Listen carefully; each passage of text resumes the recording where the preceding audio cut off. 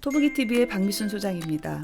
10월 20일에 국토부가 부동산 거래 신고에 관한 법률의 일부 시행령을 개정을 했습니다. 그래서 그 개정된 시행안을 국무회의 통과시켰고요. 10월 27일부터는 바로 그 시행령이 실행이 되게 됩니다.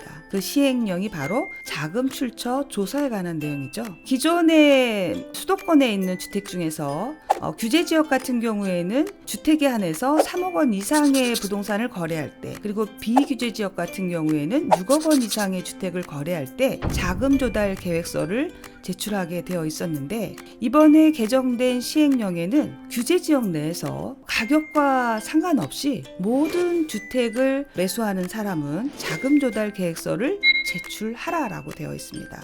자금 조달 계획서를 제출하라라는 것은 부동산을 매수하는 자금의 출처를 전부 다 살펴보겠다라는 내용인데, 그 살펴보는 내용이 세금을 내지 않은 돈이 있다든가 증여받은 돈이 있다라고 한다라면 그것에 대해서 과세를 하겠다라는 것입니다. 상당히 부동산 거래를 규제할 수 있는 또 일부 내용이다라고 할 수가 있죠. 최근에 그렇지 않아도 많은 세금 증가로 인해서 세무에 관한 관심이 참 높은 상황인데요. 이렇게 모든 주택에 대해서 자금 조달 계획서를 제출해야 된다라면 세무에 관심을 가질 수밖에 없습니다. 영률의 세미나 중에서 세무사가 강의하는 세무특강이 있습니다. 바로 그 세무특강에서는 자금 출처 조사에 관한 내용을 좀 상세히 다루고 있는데요. 오늘은 세미나 엿보기로 세무특강을 준비했습니다. 세무특강 내용 중에서도 자금 조달 계획서를 만드는 서류, 어떤 서류들이 필요한지 그러한 서류 만드는 것과 또 어떻게 조사에 대응해야 되는지에 대한 방법이라든가 또는 구체적인 사례 등을 보여드릴 것이다 라고 생각하고 있고요. 특히나 자녀들이 주택을 매수할 때 부족한 돈을 부모와 자녀 간의 차용증으로 사용하시는 분들이 많이 있는데, 그런 것들의 위험성에 대해서도 자세히 세미나 내용이 있기 때문에 세무특강 같은 경우에는 여러분들이 자금 조달 계획서를 작성하는 데 있어서 상당히 중요한 내용이 될 것이다 라는 생각을 합니다. 다 공무원은 이거 하나를 발견하는 순간 그거를 물릴 수가 없어요. 발견된 거는 그 즉시 과세를 다 해야 돼요. 그건 어쩔 수가 없어요. 공무원도 조사를 받거든요. 공무원도 감사를 받기 때문에 그거를 다 제출을 해야 되기 때문에 문제가 발견된 거는 이미 전산으로 다 올라가요. 그때 즉시 공무원 시스템에. 자금 출처가 나왔을 때 준비사항으로는 보통 이런 게 있어요. 보통 통장 내역 이렇게 이거를 증명하라고 그 안내문에 나와요. 신용카드 사용금액, 양도세, 인고상세. 근데 보통은 그 안내문에 통장 내역은 없고요. 신용카드 사용금액, 양도소득세 신고한 거, 그리고 증여세, 상세 신고한 거, 요거하고 은행 대출까지 나와요. 근데 만약에 이 전세보증금 계약서 있잖아요. 전세권 등기 안 하고 이렇게 임차인하고 한 5천만 원, 1억 이렇게 전세 계약한 거 있잖아요. 그거는 안 나와요. 그건 대출로 은행에서 그 공무원이 볼 수가 없어요. 그래서 은행 대출 서류가 없어져서 어떡해요? 대출 서류는 근데 그 전에 전산 기록이 은행에 있기 때문에 다 받으면 돼요. 그리고 은행 대출 같은 경우에는 다 전산 기록이 나와요. 국세청에서. 요건 나오는데 요게 잘 안 나와요. 전세보증금이. 국세청에 세금 신고를 만약에 내가 소득이 좀 많으시면은 신고를 조금씩이라도 좀 더 하는 경우를 더 추천드려요. 왜 그러면 그만큼 소득이 올라가는 거라서 무턱대고 무조건 세금 신고를 낮춰서 신고하는 거는 오히려 독이 될 수가 있어요. 그래서 이런 말 있잖아요. 세금을 환급은 절대 받기 싫다. 그냥 조금이라도 아빠가 끝내자. 그게 좋으신 거예요. 왜냐면 그게 탈이 없어요 나중에. 네. 환급 받는 건 나중에 문제 생기죠. 그쵸. 환급은 무조건 환급 조사라는 게 생겨요. 네. 그리고 환급을 첫 번째 내줬다 하더라도 나중에 부정수급이라는 게 걸릴 수가 있어요. 그 세금은 어느 정도 좀 내고 맞추는 게 제일 좋고요. 소액으로 받는 건 어때요? 소액은 괜찮아요. 근데 소액으로 갈 바에는 찜찜하게 그냥 한 10,000원이라도 내고 끝내는 게 제일 좋아요.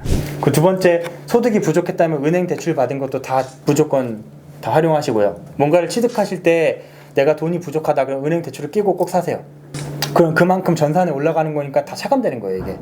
그리고 세 번째가 이제 전세보증금.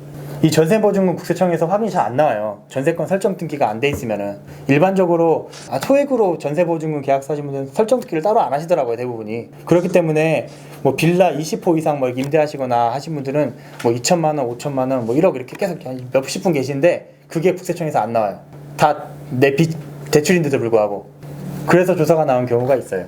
그래서 이러한 계약서도 잘 활용하시고, 네 번째는 이거는 진짜 나중에 아무리 증여 다 맞춰도 안 맞는 금액이잖아요. 그때 차용증 쓰는 거예요. 진짜 맞춰도 안 맞는 금액. 무조건 처음부터 이거 빌렸다 그러고 이자 내자 하고 무조건 그런 게 아니라 진짜 최대로 활용할 수 있는 거 다 써가지고 진짜 이건 도저히 못 맞추겠다 했을 때 그때 차용증 쓰는 거예요. 그때 매월 이자를 무조건 주셔야 돼요. 그럼 국세청에서 나 아버님한테 돈 빌린 겁니다 이거 하고 나서 했는데 실제로 이자 준 것도 없고 뭐 그런 게 없어요. 그럼 인정을 안 해주죠. 근데 만약에 국세청에서 저희 이거 빌린 겁니다 하고 매월 이거 해당하는 이자도 아버님한테 꼬박꼬박 붙여드렸어요. 그 중간에 원금도 일부 좀 상환하고 계속 붙여드렸다. 그럼 그거를 차용증이 아니다라는 것을 내가 증명하는 게 아니라 국세청이 증명을 해야 돼요. 그때는. 근데 국세청이 증명할 방법이 없죠. 그때 실제로 맞기 때문에. 이거는 실제로 자금추 사례가 나왔던 건데요. 아까 말대로 어느 분이 이제 소득도 좀 있으시고 주식 판 것도 있으시고 빌라를 건물 한 좀 큰 거를 60억 원짜리를 매입을 하셨어요. 근데 대출이 한 30억 원이고 전세금이 한 20억 정도 있었어요. 소득은 좀 있으셨고 대출은 나왔는데 전세권 설정이 안 돼 있던 거예요. 그래서 전세금 20억이 차익이 30억이 떠가지고 소명으로 나왔는데 이거는 실제로 전세계약서 제출하고 돈 받은 거 다 통장 내고 다 입금하고 해서 다 세금 하나도 안 내고 끝냈어요. 이거는 실제로 이런 경우도 나오긴 하더라고요. 그래서 이거 가지고 전세계약서 들고 처음에 서면 조사할 때 굉장히 중요한 게 다 듣고 나서 근데 사실은 실제로 제 통장 내용을 보니까 부모님한테 한 몇 개 6개월 정도 동안 거의 일주일에 한 번씩 600만 원, 뭐 800만 원씩 계속 받으신 내역이 있었어요. 사실은 그렇게 돈 받으신 금액이 한 1, 2억은 있었었는데 그거는 이제 숨겼죠. 그거는 숨기고 요거만으로 다 자금 흐름 다 해서 가져갔죠. 다 그렇게 해서 돈이 전세보증금 들어왔으면 이 통장이 들어왔고 요 통장으로 요거를 산 거다. 돈이 나갔다. 계약서 다 보여줘야 돼요. 이렇게 처음에 이런 거 갖고 와서 서면조사 때 잘 하니까 국세청 조사관도 처음에 이제 판단을 해요. 아 이거는 조사가 뭐 잘못 나왔네 이런 말을 해요. 나오지도 않을 게 나왔다. 그래도 이 조사가 나온 거니까 그래도 서류는 다 준비해 주셔야 된다고 말을 해요. 그래서 서류 다 준비해서 다 깔끔하게 끝났어요. 초반에. 네. 이랬던 사례가 있어요. 그래서 아까 자금 계산 방식은 조사 5년 전에 이제 재산가액에다가 신고된 소득 더하고 대출받은 금액 더하시고 신용카드 현금료 사용에 부동산 취득가액 다 빼시면은 그게 차익이 뜨는 거예요. 아까. 그래서 만약에 아까 그 차익 금액이 없다 그러면 조사가 안 나오는 거고 차익 금액이 이제 있다 그러면 나오는 거고 보통은 이게 원칙적으로는 소명을 100% 해야 돼요. 그러니까 차이 나는 금액이 만약에 10억이다 그러면은 100%를 소명을 다 해야 되는데 너무 오래전 일이다 보니까 증빙이 없을 수도 있잖아요. 대부분 80% 이상 소명하면 넘어가는 경우가 대부분이에요.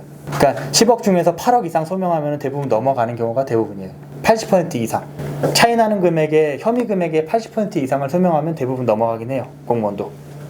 근데 진짜 어느 공무원은 원칙적으로 100%를 다 소명해 달라는 분도 있고요. 근데 평균적으로 80% 이상 소명하면 대부분 세금 없이 마무리해요. 다. 임대차 계약서에 보면 임대사업자로 해가지고 네. 올리잖아요 세무서에. 그러면 네. 그게 또 임대사업자 계약서에 다 올라가기 때문에 그건 상관없겠네요. 그게. 상관없죠. 근데 세무서에서 그것까지 전세 계약서 그런 거는 잘 안 들어가더라고요. 그래요? 네. 실제로 임대사업자를 안 내신 분도 많고요.